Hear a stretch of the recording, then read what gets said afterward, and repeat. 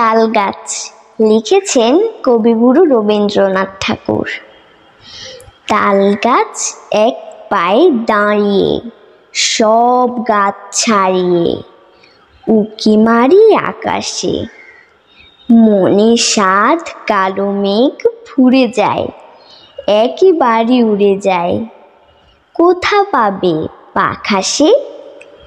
তাই তো সে ঠিক তার মাথাতে, গোল গোল পাতাতে ইচ্ছাটি মেলে তার। মনে মনে ভাবে, বুঝি ডানায় উড়ে যেতে মানা নেই। বাসাখানি ফেলে তার, সারাদিন ঝড় ঝড় থরথর কাঁপে পাতা পত্তর।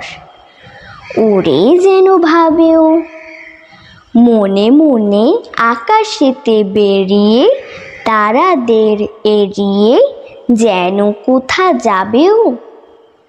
তারপরে হাওয়া যেই নেমে যায়, পাতা কাঁপা থেমে যায়। ফেরে তার মনটি, যেই ভাবে মাঝি হয় মাটি তার। ভালো লাগে আরবার পৃথিবীর কোনটি। ধন্যবাদ।